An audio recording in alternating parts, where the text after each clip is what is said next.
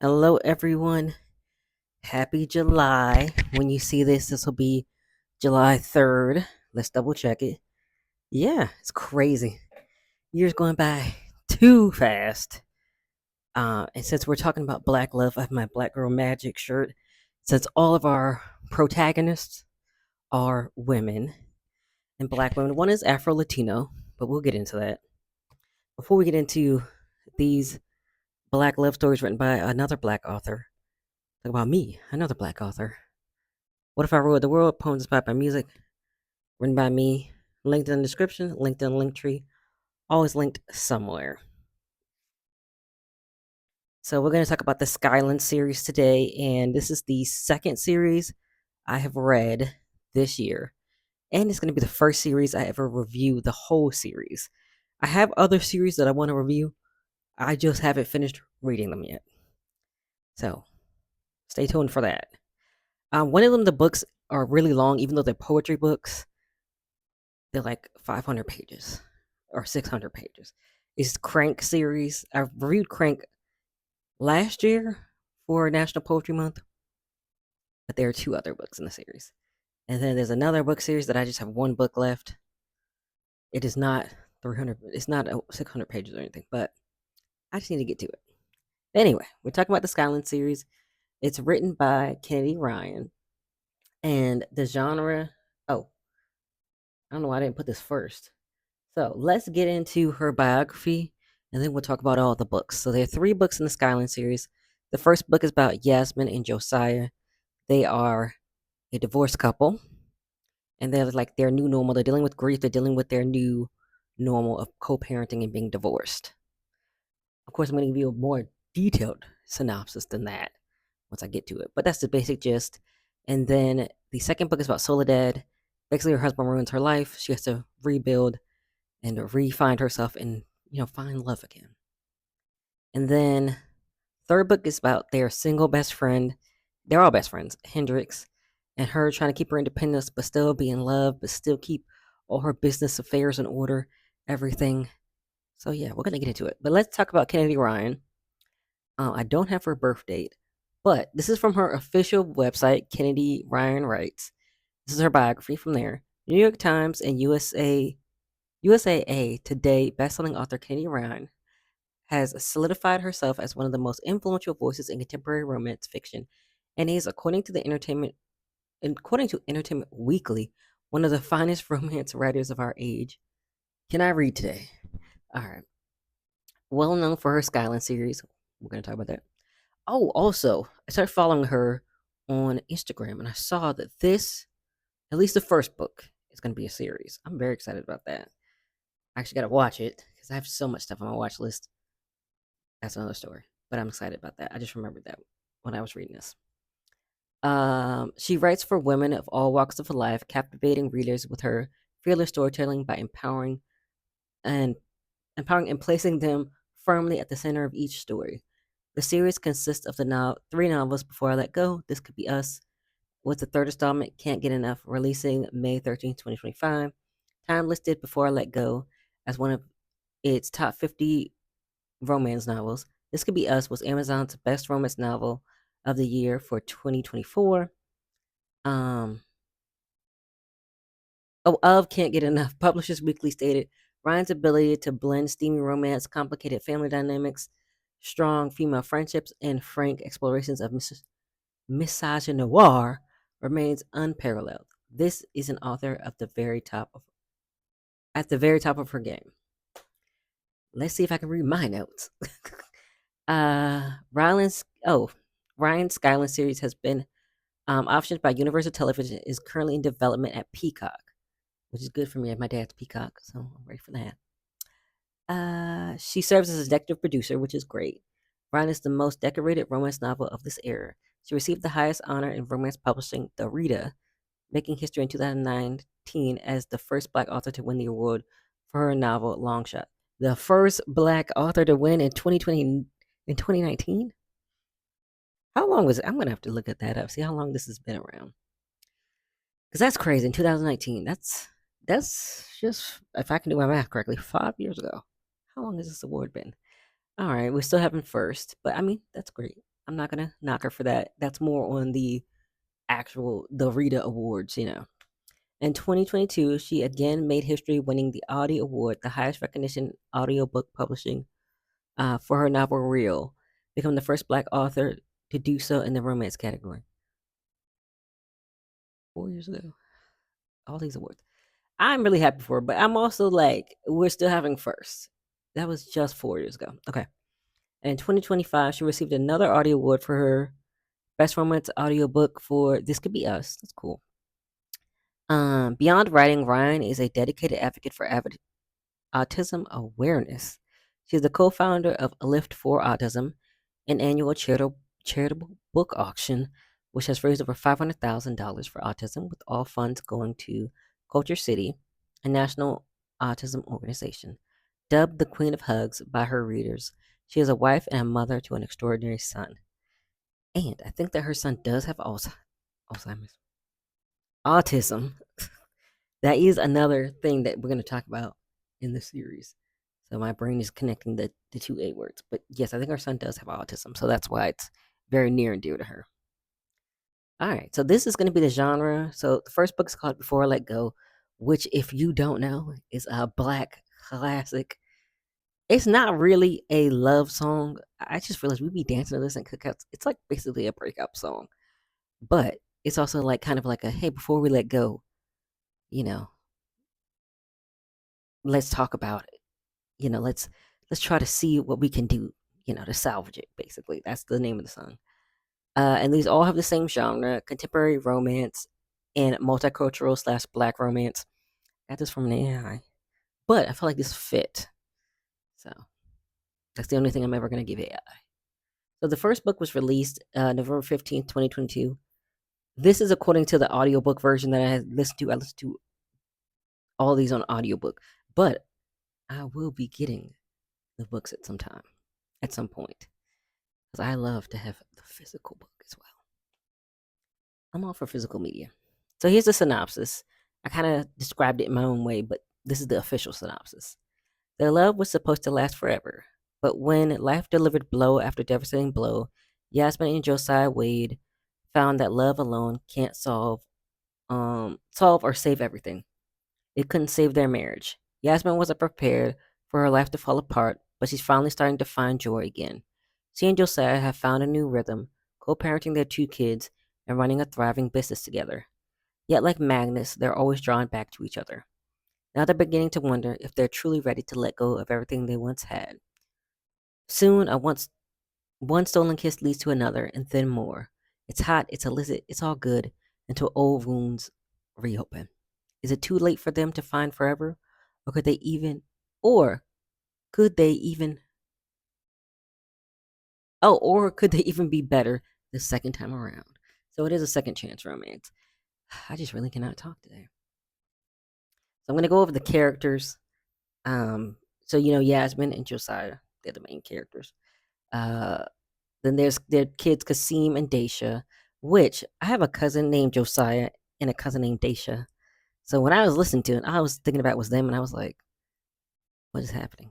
But that's just how your brain can just associate, names with certain images and certain people. So I'm like, all these things that Josiah is doing, I'm like thinking about my cousin Josiah, and I'm like, I don't know, it was just tripping me up. But I'm sure that's popular Black names. So, and then of course there's Soledad and Hendrix.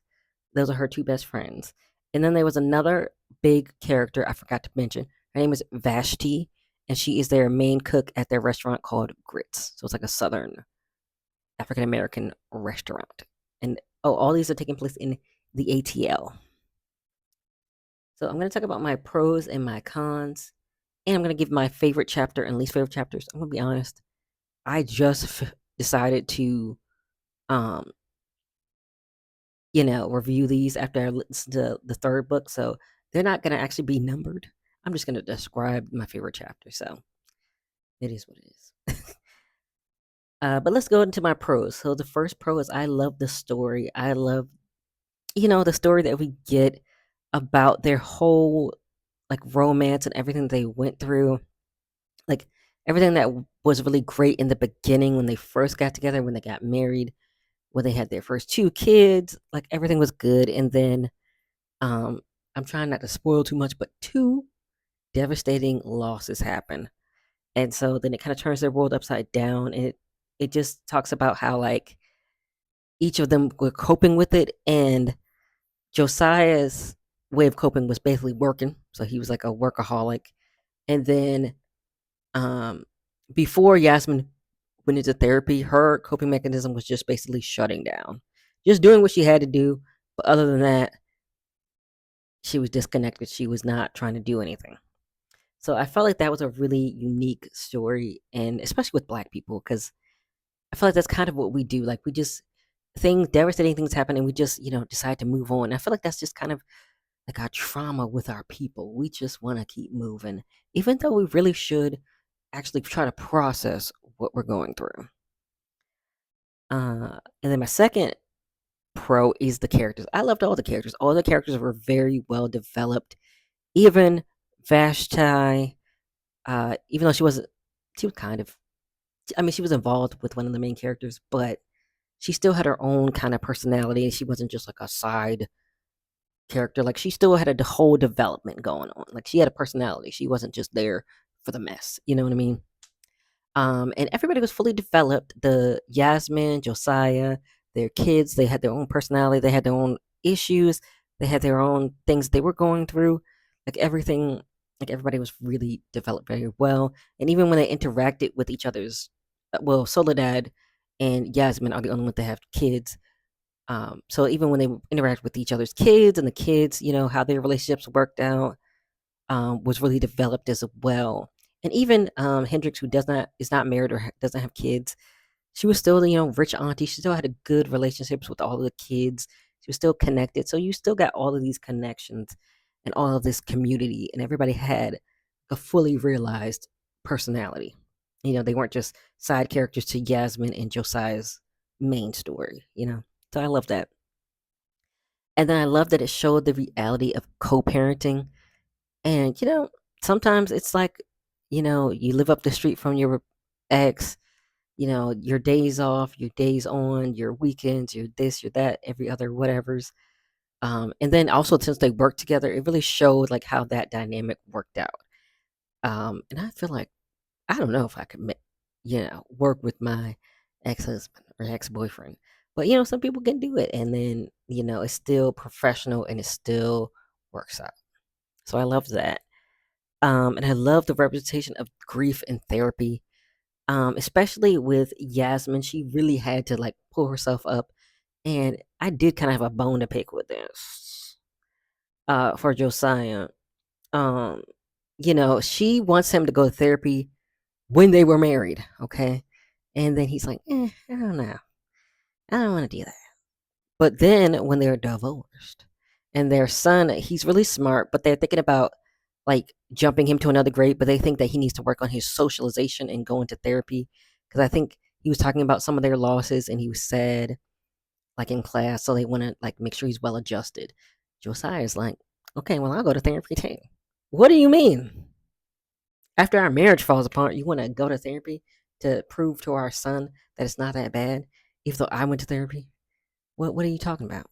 That kind of was my bone to pick. But I feel like that was a great representation, though, to show that even if you, because I feel like it's like a thing with Black people too, like, oh, I don't want to go, I'm not crazy, but it does. You don't have to be crazy to go to therapy. You just have to, and then sometimes when you do go to therapy, there is something wrong, but it can also be a way to like work through those issues that you didn't really think were issues, and really work on building yourself up so that you're better able to cope, better able to manage those kind of things. So it's not just because you're a psycho or a murderer or something. So that was a good thing to see. So now on to my cons. I did see a few of these when I looked it up, like the books on Reddit. I the grief mixed with the romance, it was a little off-putting. It was kind of like, talking about sad stuff, and then now it's spicy the next scene. But I also kind of like I wrote this in my overall opinion. Life is kind of messy. Sometimes sad stuff happens, sometimes spicy stuff happens, sometimes things just mix. But I do understand why it could be off putting because you're like, talking about really sad stuff, and then bam, there might be some spicy, or there might be some underlying tension or something. So I get that. And then Josiah's development. I feel like I don't know if he really I feel like he did develop, but I also kind of feel like I said with the therapy thing, kind of pissed me off. Like that he didn't really, even when he was going to therapy, he was opening up, but he kind of felt like he was still skeptical about it. So I'm like, I feel like he did develop, but I felt like he could have done more developing, in my opinion. And then my favorite chapter, so Daisha has like this tense relationship with her mom and all this animosity about, their family, breaking up. And finally she reveals like, oh, something happens. Like she catches her mom and dad. I won't say what they are doing because I don't want to spoil too much. But she's like mad. She's like, oh, well, mom asked for the divorce. She ruined our family and what is happening? So it's like really emotional part of the story. And they really work through that. And they all end up going to therapy and, working through that as well. My least favorite chapter, everything with Vashti. I don't know. I feel like it's kind of messy. So Vashti, like I said, is the cook, the chef, main chef at their restaurant. And then Josiah decides to go out with her. Sir, you being real messy. That's weird. um, and I know it's like a romance of convenience, and I know it's probably for the drama, but it's also like, but men, they just do whatever. So, but yeah, and I kind of felt bad for her after a while because I'm like, you know, it didn't really go that well. So I just got kind of bad for her, like she was like a rebound kind of thing. So yeah. All right, my overall opinion. I really love this second chance romance story. I felt like it was very realistic and emotional. The mixture of grief and romance, I will say, was at odds at times, but sometimes I feel like grief and love can be messy, so that's what I said. I will say Josiah's development was slow to me, and it annoyed me because it's like, oh, I talked about this with therapy. Uh, but then I said, now you want to be more supportive. LOL, shaking my head. But I was so glad that Yasmin and Josiah were able to adapt to their ever-changing dynamic because it kept changing. I also love that Yasmin had her besties to lean on as well. And then I said I've read the whole series and I loved all of the books. So I'm gonna go over my ratings for all of them at the end because they're all the same. I'm sure you can probably guess if they're all the same. It's either gonna be really good or really bad. But yeah, I really love all these books. So the second book is This Could Be Us, and it was released March 5th, 2024. So here's a synopsis. They're all the same genre. I already mentioned that. Soledad Barnes has her life all planned out because of course she does. She plans everything. She designs everything. She fixes everything. She's a domestic goddess who's never met a party she couldn't host or a charge she couldn't lead. The one with all the answers and the perfect vinaigrette for that summer salad, but none of her varied talents can save her when catastrophe strikes and the life she built with the man who was supposed to be her forever goes poof in a cloud of betrayal and disillusion. But there is no time to pout or sulk or even grieve the life she has lost. She's too busy keeping a roof over her daughter's heads and food on the table, and in the process of saving them all, Soledad rediscovers herself. From the ashes of a life burned to the ground, something bold and new can arise. But then an unlikely man enters the picture, the forbidden one, the one she shouldn't want but can't seem to resist. She's lost it all before and refuses to repeat her mistakes. Can she trust him? Can she trust herself? After all she's lost and found, can she be brave enough to make room for what could be? That's the synopsis. So the characters are Soledad Barnes. She's the main character. She's Afro Latino. She's the mom. She's like the domestic friend. She was a stay-at-home mom when she was married. Edward Barnes is the no good trifling husband. Okay, he is. I'm not gonna say what he does, but it's like there's crime in there. There's betrayal in there. There's gall. There's gaslighting. He does it all basically. It's a hot mess. But yeah, he's a whitey. He's a white guy. And then they also talk about some colorism in there, which I'll get into later. But yeah, since she's Afro Latino and then he's white, the daughters are varying shades. But as you can imagine, his mom prefers the one who's the whitest shade. Okay. So speaking of that, these are the daughters. Inez, I want to say, is the oldest. She's the really closest to the dad. She's a daddy's girl. So when everything happens, she's very, very devastated. Lupe is like, I think she's the middle daughter. She's like the mama's girl, and she's the one that looks the whitest. So that's the one that the grandma wants to have at her the one that the grandma, who's the white grandma, Edward's mom, wants to have around the most. And then Lottie is the youngest, so this is a lot for her being the youngest. And then Judah Cross is like Edward's nemesis at work. He is so basically he finds out one of the big things that Edward is doing. So that's that they're gonna intertwine him and all of them together. And then he has an ex-wife named Tremaine. They didn't work out. They felt like more like friends than like being romantic.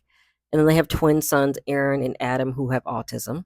And who Adam is more vocal. He's a little bit more independent versus Aaron, who does have a device he can talk through and is not as expressive. So they're on varying degrees. And of course, there's Yasmin and Hendrix and all of Yasmin's family, and then Hendrix. So my pros, once again, the story about starting over, um, self love and independence while still being open to love. I really love that. Um, yeah, I really love that. I love that. You know, her reason for being a stay at home mom, which I talk about. Oh, I'm going to talk about it in my overall opinion, but she does have a reason why she wants to focus on just her family. But of course, Edward, being a man and a white man at that, he's like, oh, I do everything. I give her the money. As if taking care of the children is nothing. I saw a quote today on Twitter and it was like, if being a parent was easy, men would do everything, which is totally true.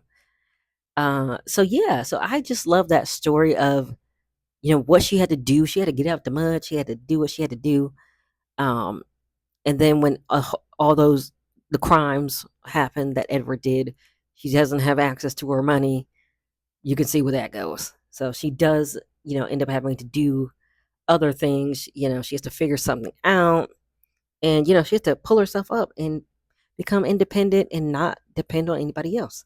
And she has to take care of her daughters and herself and really pull herself up.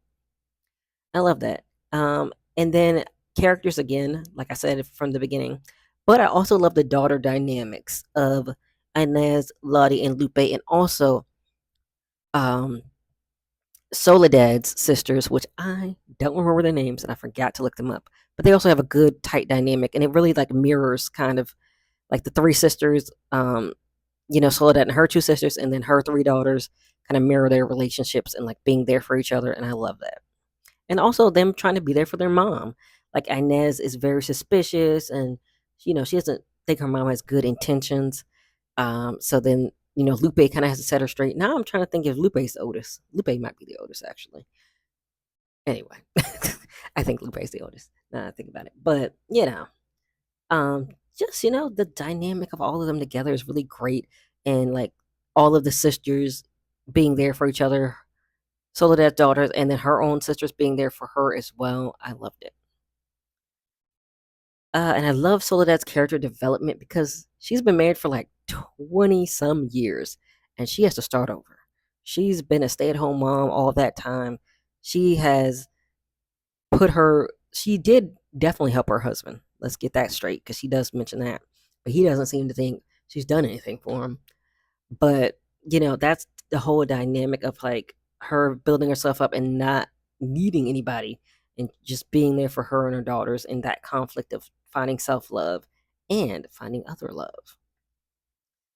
And of course, I love the friendships. Not just they did help her financially, but also being there for her kids, also helping them bring them to activities if she was doing something. Like just being interconnected and helping each other. And I really love that about this book. And then my only con is I don't think Edward's punishment was enough for me.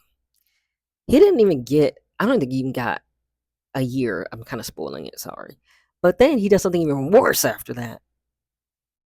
So I don't feel like he got enough of lashings for my liking. Um, I really wanted to go through the book and torture him. Really. But here's my favorite chapter. I loved Soledad coming into her own and providing for her daughters, and basically she becomes an influencer, and she shares all these domestic things that she's learned over the years, and she really learns to build up a community and monetize it, and get her and herself taken care of, and her kids. So I love that.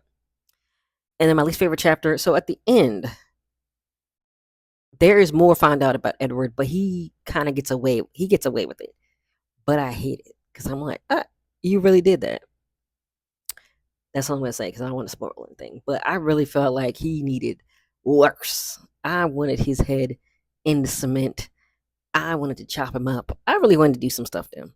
So anyway, me going crazy reading this book. But yeah, those are my pros and my cons. And here's my overall opinion.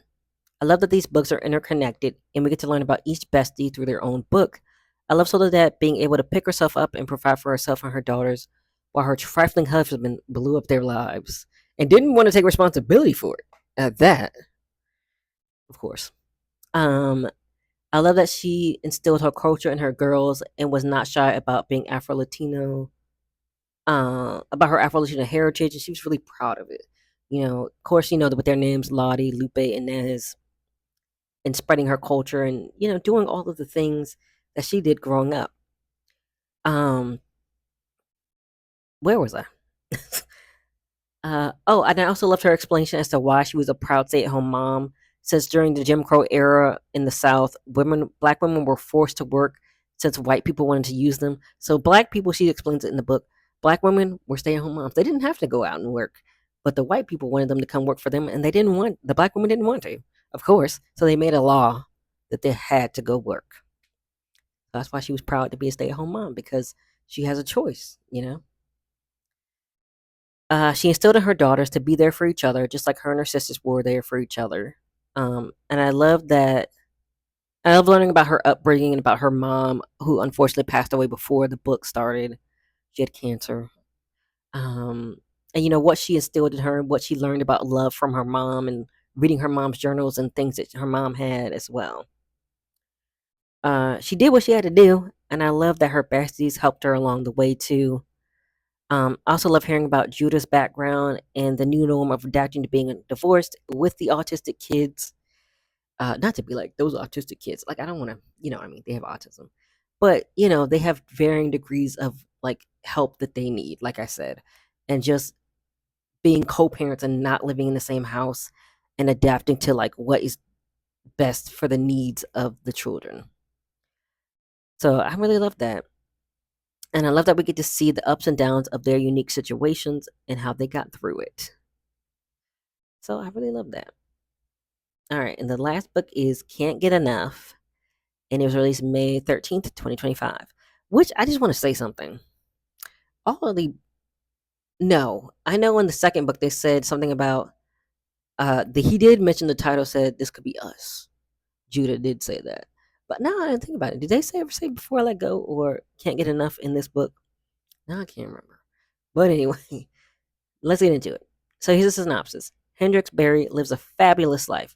She has phenomenal friends, a loving family, and a thriving business that places her in the entertainment industry's rarefied air. Your vision board, she's probably lived it.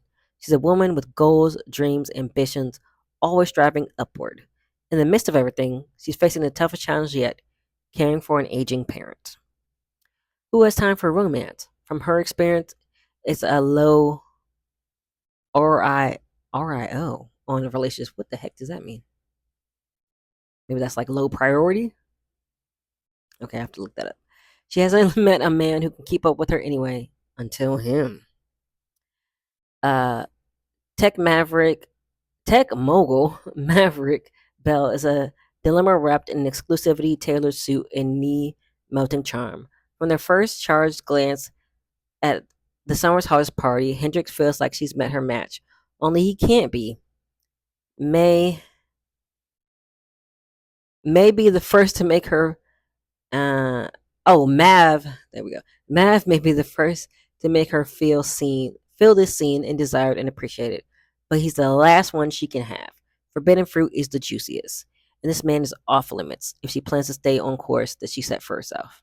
But when Maverick gives chase, pursuing her, spoiling her, understanding her, it is it is time to let herself is it time to let herself have something more?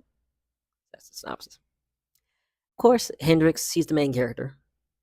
Like I said, she's the rich auntie, single best friend, very motivated. She's a talent agent, talent manager slash manager. She works with like Real Housewives. I don't know if these are Real Housewives shows that they're talking about in the book, or if she made them up. But then there's another model that she works with. She does like a whole bunch of entertainment stuff, basically. Maverick, we just learned about him. He's the tech mogul. Um, and then there's Aunt Geneva, who is her aunt, and then she's the older sister of her mom. Her mom is named Betty, and her mom has Alzheimer's. So Aunt Geneva does help with Miss Betty. And then, of course, there's Yasmin and Soledad. And then there are a few other characters. So there's Zaire, who is Maverick's ex girlfriend, who is also, who also was going to work with Hendrix. So they were trying to they're trying to make a show together, Hendrix and Zaire. So, as you can imagine, that that gets complicated. And then Chapel is her client, who's like a model who's on like a type of America's Next Top Model show in this universe, and she wins. And she has vitiligo, so she's like super unique. I don't want to say that like nobody's unique, but you know what I mean. Because of her unique look, she really stood out. And she's trying to get Chapel the show with Zaire. So there's like a square of potential mess, between Hendrix, Maverick, Zaire, and Chapel, you know. Oh, and there's also their assistant. Maverick's assistant is Bolt, and then Hendrix's assistant is Skipper. So they're also there. All right, my pros. Um, of course, I love the story. I love learning about her career and how she helps her friends, because she does end up doing something for one of her friends towards the end of the book that's really big, like a really big deal. I just love that. Like, I scratch your back, you scratch my back. As friends, we help each other out. So I really love that. And I love learning about her career and like where it was taking her. And then, of course, I love the characters. I love her family dynamics between her Aunt Geneva and her mom Betty, and how they're navigating, Betty's Alzheimer's, and taking care of her, and the changes that she's going through. Because unfortunately, there's no cure, so it just does get worse, unfortunately. So then they have to cope with that. And then Zaire and Maverick's relationship dynamics. I like learning about that too. And then his relationship with his ex, with his baby mama and his daughter. And Zaire, she was in love with him, but it still seemed like superficial for like what they had in common. Because like when she mentions um something like, "Oh, I'm your type," or because I'm skinny or something. See, I'm trying not to spoil too much, but basically, I forgot. Oh, so in the beginning, when Zaire and Hendrix are talking on the phone about Maverick or something, uh, I can't remember exactly what they were saying, but Zaire basically like, "Oh, you're not his type," because and then she doesn't. I don't think she says it 100%. I think she cuts herself off. But Hendrix is plus size, and so she's like, "Oh, because I'm plus size, is that why?" And then Zaire has to try to fix it, but yeah, there's that. And I love learning about her. She copes with her mom's Alzheimer's, like what she learns and how she gets support, and she goes to support groups, and our friends also help her, with getting the house set up for that, transition for if things do get worse, and then, being supportive for her. Um, and Maverick also had a grandfather who had Alzheimer's, so he does give her advice as well. So I love that. And I love my last pro is stressing independence, not sacrificing yourselves or your dreams for anyone. And they both do, you know, lean on each other for support, uh, for their dreams and like, keeping their dreams alive without sacrificing anything for each other. And I really love that. I really feel like women should have that ideal. So here are my two cons.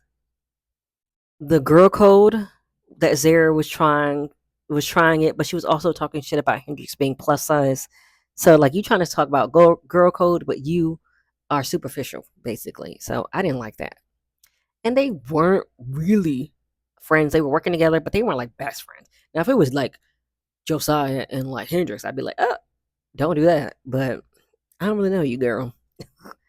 And then, like I said, their assistants are Skipper and Bolt, and they had a thing going on, and I wanted to know more. I don't think there'll be another book with them too, but that would be interesting. I feel like I would like to learn like how that relationship worked out. But that was it. Oh, my favorite chapter was when Hendrix and Maverick finally got spicy. LOL. I was like, yes. There was so much tension. It's kind of a spoiler, I guess. And then my least favorite chapter was anytime the mom wasn't doing well, like with her Alzheimer's. I felt so bad for like the whole family because then the mom's like not in the present day. She's thinking about she's in the past. And then, having to cope with that and having to like not overwhelm the mom with the reality of what's real. So that was just sad. And then there were some things that happened, like medical things, like a medical emergency also. So that was sad. But my overall opinion is I love that Hendrix represented for all the French aunties out there. She knew exactly what she did and didn't want, then went after it. I love that she realized how much women sacrifice for their families and decided she wouldn't compromise on her dreams. I love how she was there for her family and helping them adapt to as her mother's Alzheimer's developed. I love that Maverick never wanted to change her or hold her back, or had her back through the turmoil she had went through throughout the book, and especially at the end because something crazy happens at the end with her like venture capital fund that she has that she supports black women with. So something crazy happens with that. I like that he had depth. It wasn't just a typical billionaire boyfriend stereotype. I know them getting together was messy. Of course, I have a typo as always, but I was also kind of into the mess. But I was so into how things would go. Um, I love hearing about, and I do love hearing about mess. LOL. I love this series and highly recommend it. So my rating for all the books is a 10 out of 10. Highly recommend it. Go read them. The only thing, my only con for the whole series was they use the same voice actors for all the books, so they kind of all sounded the same to me. So I was like, in my mind, I know all these different things are happening, but since they sound so similar, because they sound the same, I'm like, am I still listening to this book? Am I still listening to that book? And I know it's probably like some kind of deal that they have to do these books for the whole series, the audiobook. So, I mean, that is what it is. And then I have a rant. Uh, it's called Friendships Are Important. So, one of the main things I love about this series is that their friendships thrive and even get stronger throughout the series. I love they don't abandon their friends in pursuit of romantic relationships. They balance their relationships with their partners, children, and extended families very well. I never understood people who ignore their friends when they get into romantic relationships because that is a big red flag if your partner doesn't want you to have any other relationship besides them. That's a huge red flag. Um, yeah, if they don't want you to be around your family or friends, not good. A good support system is healthy and normal, and I feel like people need to realize this. No one should be isolated in just one relationship that can leave you vulnerable, not just in abusive situations or abusive relationships, but having a good support system with other major events makes them either more meaningful for good events or more manageable for bad events. So has to be a balance. And if you only have one person, they may not be enough to be supportive for you through either situations. Friendships are important and beneficial to all involved. Of course, this applies to healthy friendships. And I do hope that if you guys find good support systems, don't let them go. Don't let them go just because you got a man or you got a woman or they don't like your friends or they don't like this. You need to have a good balance and all around um, good support system. So, have you read the Skyland series? Will you read it now? Now that I've let you know about it, what are your thoughts? Comment, like, subscribe as always, and I will see you all in the next video.